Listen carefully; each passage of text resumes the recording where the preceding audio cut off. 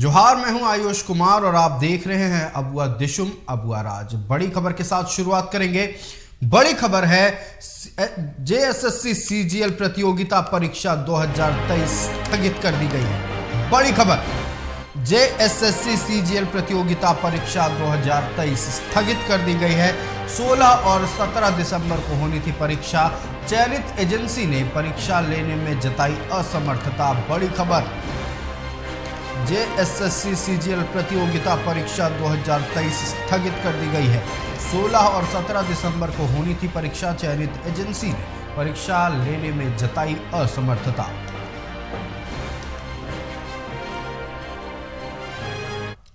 इधर जम्मू कश्मीर से धारा 370 हटाए जाने को सुप्रीम कोर्ट ने सही बताया है। इस फैसले का झारखंड बीजेपी ने स्वागत किया। प्रदेश अध्यक्ष बाबूलाल मरांडी ने अपनी प्रतिक्रिया देते हुए कहा कि देश के प्रधानमंत्री नरेंद्र मोदी ने जो काम किया था और देश के पार्लियामेंट में जो काम हुआ उस पर सुप्रीम कोर्ट ने मुहर लगाने का काम किया है, इसलिए सुप्रीम कोर्ट के फैसले का दिल से स्वागत है। सुप्रीम कोर्ट के फैसला का पार्टी स्वागत करती है। अभी देश के प्रधानमंत्री नरेंद्र मोदी जी ने जो काम किया था और देश के पार्लियामेंट ने जो किया था उस पर सुप्रीम कोर्ट ने भी मुहर लगा दी। इसलिए सुप्रीम कोर्ट की निर्णय का तहे दिल से स्वागत है और 140 करोड़ देशवासियों की जो सपना था आज पूरी तरह से वो साकार है। इधर झारखंड में नेता प्रतिपक्ष बनने के बाद अमर कुमार बावरी ने पहली बार प्रधानमंत्री नरेंद्र मोदी से दिल्ली में मुलाकात की। संसद भवन स्थित पीएम कार्यालय में अमर बावरी ने प्रधानमंत्री से भेंट की। अमर बावरी ने कहा कि धारा 370 पर सुप्रीम कोर्ट के ऐतिहासिक फैसले के दिन पीएम मोदी से आशीर्वाद और मार्गदर्शन मिलना उनके लिए सौभाग्य की बात है। उन्होंने कहा कि 2024 के लोकसभा चुनाव में मोदी की गारंटी पर झारखंड की सभी 14 सीटों पर बीजेपी जीत दर्ज करेगी। साथ ही विधानसभा चुनाव में भी भारी बहुमत से बीजेपी की सरकार बनेगी। नई जिम्मेवारी मिलने के बाद नेता प्रतिपक्ष के रूप में आदरणीय प्रधानमंत्री जी से, विश्व के सर्वाधिक लोकप्रिय नेता, और आज के इस ऐतिहासिक दिन जब 370 और 35 से हट करके कश्मीर को सुप्रीम कोर्ट ने भी इसे भारत का भिन्न हिस्सा माना है, ऐसे समय में आदरणीय प्रधानमंत्री से मुलाकात कर उनका मार्गदर्शन और आशीर्वाद प्राप्त हुआ है। निश्चित रूप से झारखंड में उनके नेतृत्व में मोदी की गारंटी चलेगी और 14 की 14 लोकसभा सीटें हम लोग जीतेंगे और 2024 में भी पूर्ण बहुमत की सरकार झारखंड में हमारी।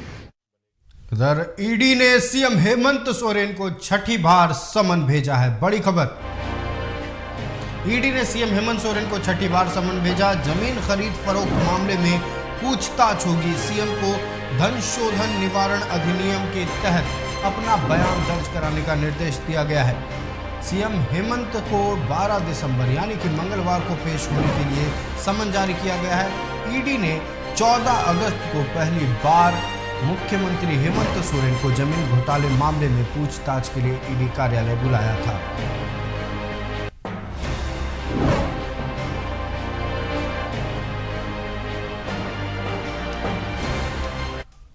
इधर झारखंड में ईडी के एक्शन को लेकर राजनीतिक पारा कम होने का नाम ही नहीं ले रहा है। ईडी की तरफ से सीएम हेमंत को छठी बार समन जारी करने के बाद बीजेपी प्रदेश अध्यक्ष बाबूलाल मरांडी ने मुख्यमंत्री हेमंत सोरेन पर निशाना साधा है। बाबूलाल मरांडी ने कहा, अब तो सीएम हेमंत को कानून का सम्मान करना चाहिए। साथ ही उन्होंने महामहिम राज्यपाल से इस मामले में दखल देने की मांग भी की है। देखिए, आप तो मैं मुख्यमंत्री जी को सलाह दूंगा, भाई आप तो बिना देर किए उनको जाना चाहिए, हाजिर होना चाहिए, बताना चाहिए, और नहीं तो फिर अगर ये कानून का खुद ही पालन नहीं करेंगे मुख्यमंत्री तो फिर राज्य के महामहिम को अब कदम उठानी चाहिए। जो कानून को धत्ता बताता हो, कानून को जो ठेंगा दिखाता, फिर वैसे आदमी के साथ क्या साथ।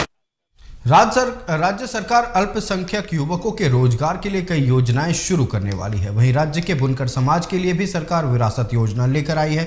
अल्पसंख्यक आयोग उपाध्यक्ष शमशेर आलम ने योजनाओं को लेकर टीवी 45 के संवाददाता अभिषेक भारती से खास बातचीत की। मोहब्बत की दुकान, नफरत की दुकान, इसी को लेकर के देश में मचा है घमासान। लेकिन अल्पसंख्यक जो शब्द है फिलहाल राजनीति तक ही सीमित है। झारखंड में चूंकि अब अगला चुनाव विधानसभा का चुनाव झारखंड का ही है, तो झारखंड में अल्पसंख्यक आयोग के प्लान्स क्या है आगे लेकर के, इसको लेकर के हम यहाँ पहुंचे हैं। फिलहाल झारखंड अल्पसंख्यक आयोग के उपाध्यक्ष शमशेर आलम साहब मेरे साथ हैं। शमशेर जी, बहुत स्वागत है आपका टीवी 45 में। शमशेर साहब, बहुत बड़ा जिम्मा है आपके पास, उपाध्यक्ष अल्पसंख्यक आयोग, लेकिन ऐसा नहीं लगता बहुत लेट से आपको ये जिम्मा मिला? मतलब थोड़ा और पहले मिलता तो कुछ और कर लेते। काम का बोझ बहुत ज़्यादा है, क्या प्लान अभी? देखिए, निश्चित तौर पर अल्पसंख्यक आयोग के गठन में देरी जरूर हुई है, लेकिन अल्पसंख्यक आयोग जिस उद्देश्य से बना है और जिस माध्यम से हम लोगों को काम करना है, निश्चित तौर पर उन सारे उद्देश्य की पूर्ति अल्पसंख्यक आयोग के माध्यम से होगा। और इसका जो मेन उद्देश्य है कि अल्पसंख्यकों के साथ कहीं पर भी अगर नाइंसाफ़ी होती है तो आयोग का हस्तक्षेप होगा। चाहे वो राज्य के कोई भी विभाग हों, करीब 24 विभाग ऐसे हैं जिसमें अल्पसंख्यक आयोग सीधा हस्तक्षेप कर सकता है। सीधा उस विभाग में अगर अल्पसंख्यकों के साथ अगर किसी तरह की नाइंसाफ़ी होती है, उनके हक और हकूक़ की हलतलफी होती है, तो निश्चित तौर पर आयोग उसमें हस्तक्षेप करके उसको हक और हकूक़ दिलाने का काम करेगा। और खास करके इसमें अल्पसंख्यक जो छात्र हैं उनमें बहुत ज़्यादा नाराज़गी है कि भाई हमको तो बिल्कुल ही नहीं मिल रहा है। तो इन सब से क्या आपको लगता है कि भरपाई हो सके? देखिए, मैंने पहले ही कहा कि सरकार का जो ये स्कीम है, इसमें नौजवान आत्मनिर्भर बनेंगे, उनको रोजगार मुहैया कराया जा रहा है। और मैंने कहा कि पहली बार है कि राज्य के गठन के बाद पहली बार है कि राज्य सरकार ने 106 करोड़ रुपया पूरे प्रदेश में इनको रोजगार मुहैया कराने के लिए ऐसी व्यवस्था किया है। स्कॉलरशिप का जहाँ तक बात है, तो स्कॉलरशिप में आपने देखा कि हमारे राज्य सरकार ने पिछले कैबिनेट में जो फैसला लिया है, उस फैसला का भी लाभ सीधा अल्पसंख्यक समुदाय को भी मिलेगा आत्मनिर्भर बनाने के लिए, जिसमें करीब 25-50 बुनकर काम करेंगे। और हम चूँकि हमारा जो झारखंड रहा है ये 80% बुनकरों की आबादी है, और 80% में जो हमारा शुरू से जो विरासत में जो कार्य मिला था वो मिला था हैंडलूम, हस्तकरघा। और आज भी हमारे अंदर बुनकरों के अंदर जो हुनर छिपे हुए हैं, उस हुनर को अगर प्रोत्साहित किया गया तो निश्चित तौर पर बुनकरों के लिए ये जो स्कीम होगा ये मील का पत्थर साबित होगा। कब तक ये धरातल पर उतरेगी? बस हमको लगता है कि अगले वर्ष ये धरातल पर 24-25 में ये धरातल पर उतर जाएगा। उसी तरह है हमारा एक महिला समृद्धि योजना, जिस योजना के तहत हम 15 का समूह बना करके उनको ट्रेनिंग कराते हैं। ट्रेनिंग में भी हम 1500 रुपया उनको देते हैं, और जब वो ट्रेंड हो जाती है तो उनको भी हम अल्पसंख्यक वित्त निगम के माध्यम से ऋण मुहैया कराते हैं। उसी सब्सिडी के तहत मशीन देते हैं ताकि कि ये आत्मनिर्भर बने। जो अल्पसंख्यक है, अंतिम व्यक्ति जो अल्पसंख्यक का है, उस तक हम अल्पसंख्यक मंत्रालय के माध्यम से विकास की रोशनी पहुंचा दें, उनको आत्मनिर्भर बना दें, वो बराबर इनका ये स्लोगन रहता है। और उस पर निश्चित तौर पर अल्पसंख्यक मंत्रालय काम कर रहा है। और आने वाले दिनों में आप देखेंगे कि हमको लगता है कि जो लोग ये बोलते हैं कि अल्पसंख्यक अपने अधिकार से वंचित है, निश्चित तौर पर उनको पूरा अधिकार देने में आयोग मील का पत्थर साबित हो। तो ये थे शमशेर आलम। कई सारी योजनाओं की इन्होंने बात की, कुछ धरातल पर उतर चुकी हैं, कुछ उतरने वाली हैं। मतलब ये है, मकसद ये है कि आप उन योजनाओं का लाभ उठाएं, क्योंकि ये योजनाएं आपके लिए हैं। सहयोगी पिंटू के साथ अभिषेक भारती, टीवी 45, रांची। कांग्रेस सांसद धीरज साहू की अवैध संपत्ति की जांच की मांग को लेकर बीजेपी ने धनबाद के रणधीर वर्मा चौक पर प्रदर्शन किया। इस प्रदर्शन में धनबाद सांसद पीएन सिंह, विधायक राज सिन्हा और ढुल्लू महतो समेत जिले के दर्जनों कार्यकर्ता मौजूद रहे। वहीं सांसद पीएन सिंह ने कहा कि जिन राज्यों में कांग्रेस की सरकार है वहां भ्रष्टाचार है। आज इसका लानत करते हैं कांग्रेस पार्टी पर कि जिनका परिवार, पूरा परिवार बहुत वर्षों तक कांग्रेस पार्टी का ट्रेजरर रहा। जनता ने 3-3 बार धीरज साहू को चुनाव में हराया, लेकिन क्या कारण था कि वैसे जिसको जनता ने नकार दिया वैसे धीरज साहू को कांग्रेस पार्टी ने राज्यसभा में भेजा। ये इसमें ये पुख्ता होता है कि पैसे के बल पर ये जो भ्रष्टाचार के द्वारा जुटाया गया पैसा है, इसी पैसे के बल पर यह कांग्रेस पार्टी ने धीरज साहू को राज्यसभा में कांग्रेस पार्टी ले गई। तो यह आकंठ कांग्रेस पार्टी जो है वो आकंठ भ्रष्टाचार में डूबी हुई है। पहले भी आपने देखा कि केंद्र में 750 करोड़ की प्रॉपर्टी जो है अटैच किया सोनिया गांधी राहुल गांधी का वो नेशनल हेराल्ड मामले में। तो अब तो यह स्थिति हो गई है कि केंद्र के नेता से राज्य के नेता प्रतिस्पर्धा कर रहे हैं कि भ्रष्टाचार के पैसे किसके पास ज्यादा है। इधर पलामू के बेतला में 16 और 17 दिसंबर को युवा आरजेडी का 2 दिवसीय प्रशिक्षण शिविर आयोजित किया गया। झारखंड प्रदेश कार्यालय में युवा आरजेडी के प्रदेश अध्यक्ष रंजन यादव ने प्रेस कॉन्फ्रेंस में इसकी जानकारी दी। उन्होंने बताया कि शिविर में कार्यकर्ताओं को पार्टी के उद्देश्यों के साथ साथ लालू यादव के सामाजिक न्याय की अवधारणा से रूबरू करवाया जाएगा। प्रशिक्षण में आरजेडी के दिग्गज नेता अब्दुल बारी सिद्दीकी, जयप्रकाश नारायण यादव, श्याम रजक खास तौर पर शरीक होंगे। पलामू के बेतला में 2 दिवसीय प्रशिक्षण शिविर का आयोजन किया गया है। उसका तारीख है 16 दिसंबर और 17 दिसंबर। प्रशिक्षण शिविर का मुख्य उद्देश्य है हमारे युवाओं को प्रशिक्षित करना और उसको हमारा जो राष्ट्रीय जनता दल का जो मेन मकसद है लालू प्रसाद यादव जी का सामाजिक न्याय की अवधारणा। ब्रेक के बाद एक बार फिर सभी का स्वागत है। रांची के बुंडू नगर पंचायत में आपकी योजना आपकी सरकार आपके द्वार कार्यक्रम का आयोजन किया गया। इस कार्यक्रम में कड़कती ठंड में लोगों के बीच कंबल का वितरण किया गया। इस कार्यक्रम में सैकड़ों की संख्या में ग्रामीणों ने पहुंचकर योजनाओं का लाभ लिया। इस दौरान बुंडू नगर पंचायत के वार्ड नंबर 8 में हर विभाग के पदाधिकारी मौजूद रहे। फागुनी देवी जैसा कि अभी सब लोग जान रहे हैं कि झारखंड सरकार अपनी योजना के साथ आई, विभिन्न योजनाओं के साथ आई हुई है। झारखंड सरकार आपके द्वार के माध्यम से, तो इसी के तहत हमारे पास बहुत सारी योजनाएं चल रही है नगर पंचायत में, जिससे हम लाभान्वित करना चाह रहे थे बुंडू नगर वासियों को। तो सरकार आपके द्वार योजना चल रही है। तो क्या क्या दिया गया, क्या क्या वितरण किया गया? अभी तक हम लोग लगभग बहुत सारी सैकड़ों कंबल बांट चुके हैं, धोती साड़ी हम लोग बांट चुके हैं। आवास योजना के तहत आवास मुहैया करा चुके हैं। हम लोग क्लीननेस सफाई योजना जो हमारी चलती है उसके तहत हमने काफ़ी आवेदन लिया है, सफाई कराया हमने। फिर नाली सड़कों का भी आवेदन आया है। इधर धनबाद नगर निगम के वार्ड नंबर 27 के वेंडिंग जोन में सरकार आपके द्वार कार्यक्रम का आयोजन किया गया। सुबह 10 बजे से शुरू होकर शाम 4 बजे तक चले शिविर में बड़ी संख्या में लोगों ने योजनाओं के लाभ के लिए आवेदन जमा किए। शिविर में खास तौर पर street light, holding tax, trade licence, जन्म मृत्यु प्रमाण पत्र, सड़क और नाली संबंधित आवेदन लोगों ने जमा किए।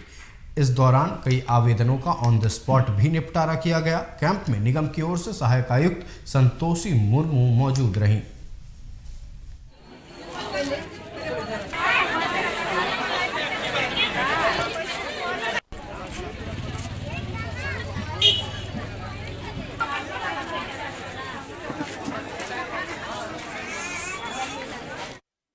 इधर सीबीआई दिल्ली की टीम ने राजधानी रांची में 5 दिनों के रिमांड के बाद कारोबारी अमित अग्रवाल को सीबीआई की अदालत में पेश किया। झारखंड हाईकोर्ट के अधिवक्ता राजीव कुमार से 50 लाख के कैश कांड मामले में पूछताछ के लिए सीबीआई दिल्ली की टीम ने सीबीआई कोर्ट से 5 दिनों का रिमांड लिया था। पेशी के दौरान सीबीआई ने बताया कि उनकी पूछताछ पूरी हो गई है, जिसके बाद अदालत ने अमित अग्रवाल फिर से बिरसा मुंडा जेल भेज दिया गया। राजीव अग्रवाल से कैश कांड मामले में सीबीआई की टीम ने अमित अग्रवाल समेत पश्चिम बंगाल के कुछ पुलिस पदाधिकारियों के खिलाफ एफआईआर दर्ज की थी।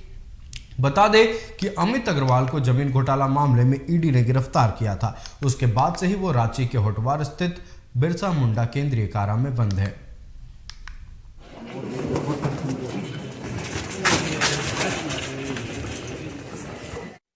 इधर धनबाद के कतरास थाना अंतर्गत एक ऑनलाइन शॉपिंग डिलीवरी एजेंसी की दुकान में चोरों ने धावा बोलकर रखे सामान पर हाथ साफ कर लिया था। घटना को लेकर दुकान के मालिक ने बताया कि जब स्टाफ ने सुबह दुकान खोला तो घटना का पता चला। वहीं घटना की सूचना पाकर कतरास पुलिस मौके पर पहुंचकर घटना की जांच में जुट गई है।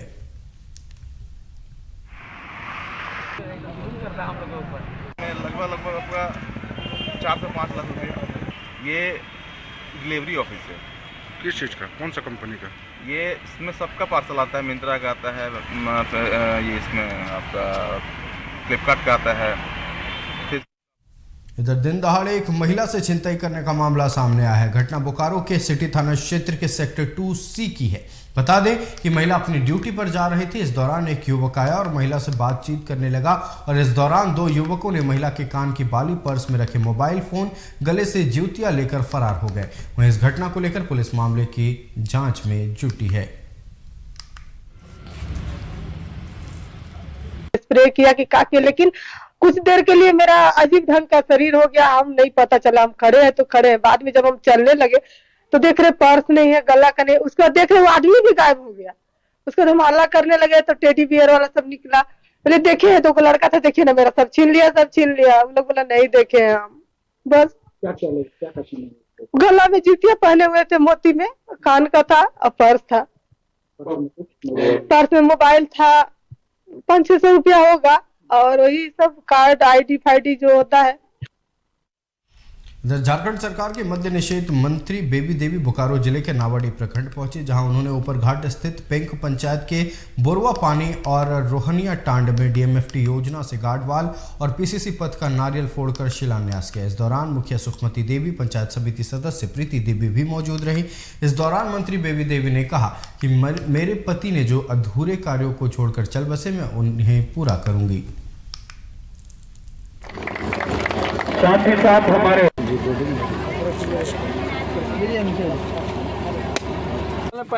फाइनल है, सब पेपर जमा है लेकिन वहाँ बिल नहीं मिल रहा है।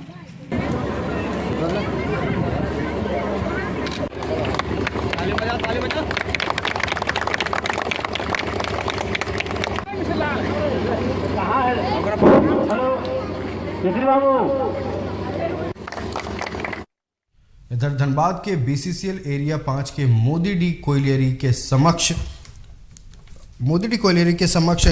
गेट के समक्ष बीसीसीएल के खिलाफ सिजुआ नागरिक समिति ने जन आक्रोश आम सभा का आयोजन किया। इस आम सभा में बाघमारा विधायक ढुल्लू महतो भी शामिल होने पहुंचे, जहां उन्हें विरोध का सामना करना पड़ा। विधायक के विरोध में जोगता नागरिक समिति के दर्जनों लोगों ने सभा का बहिष्कार कर दिया। लोगों का आरोप है कि विधायक सिर्फ आश्वासन देते हैं, उनकी ओर से कोई सकारात्मक पहल नहीं की जाती है।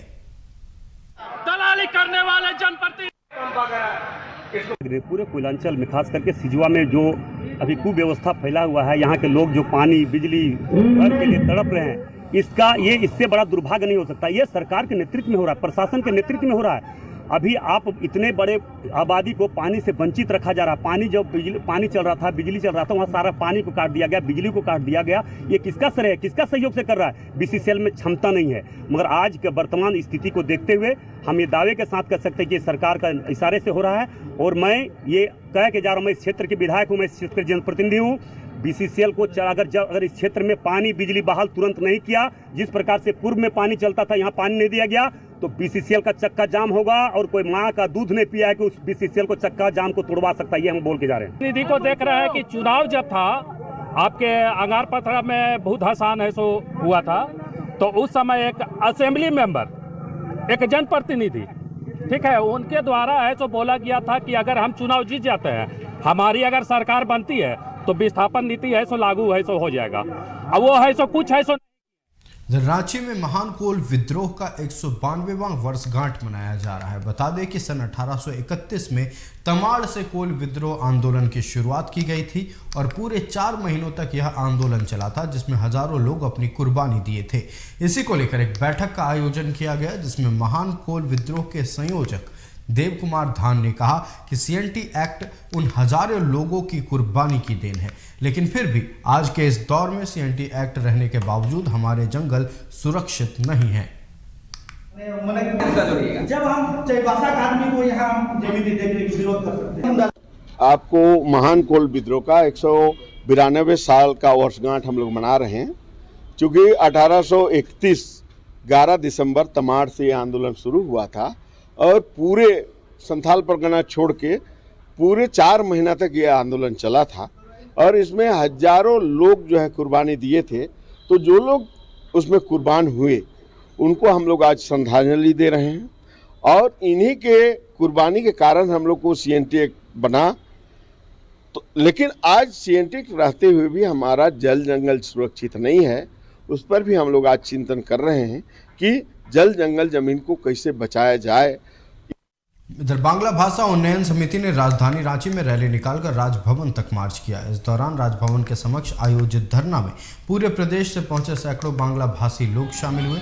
रैली के संयोजक सुकृत भट्टाचार्य ने कहा कि झारखंड के 18 जिलों में बड़ी तादाद में बांग्ला भाषी रहते हैं, इसके बावजूद बांग्ला की अनदेखी की जा रही है। रेलवे स्टेशन से बांग्ला भाषा में लिखे शिलापट्ट हटाए जाने पर भी उन्होंने नाराजगी जाहिर की है। सुकृत भट्टाचार्य ने कहा कि सरकार की बेरुखी के कारण बांग्ला किताबें छपनी बंद हो गई हैं, शिक्षक हटा दिए गए हैं, बांग्ला स्कूलों को बंद कर दिया गया। समिति की केंद्रीय अध्यक्ष डीना मंडल ने कहा कि झारखंड में उनकी मातृभाषा विलुप्त हो रही है।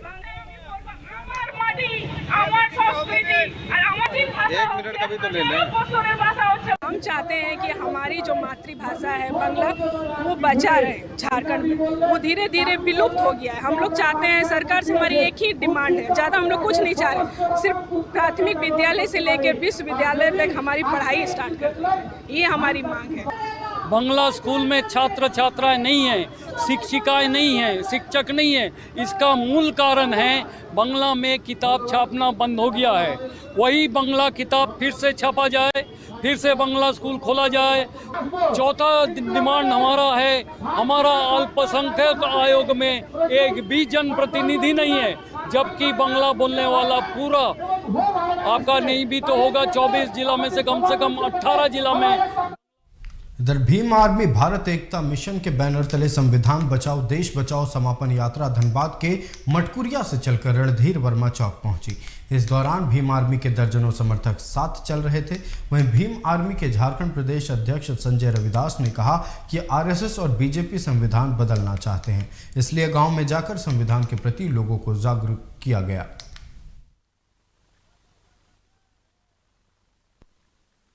संविधान बचाओ देश बचाओ संकल्प यात्रा के तहत पूरे धनबाद जिला में 10 नवंबर से यात्राएं की जा रही थी ताकि संविधान के प्रति लोगों को जागरूक किया जाए।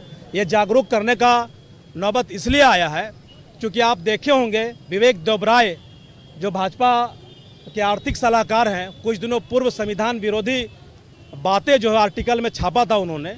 मैं और ये भीम आर्मी के तमाम लोग पूरे देश में संविधान बचाओ देश बचाओ संकल्प यात्रा का आयोजन किया गया और जगह जगह पे इसके निकाला गया जागृति के लिए। फिलहाल इस बुलेटिन में इतना ही। देश दुनिया और राज्य की तमाम खबरों के लिए देखते रहिए TV45 जोहार।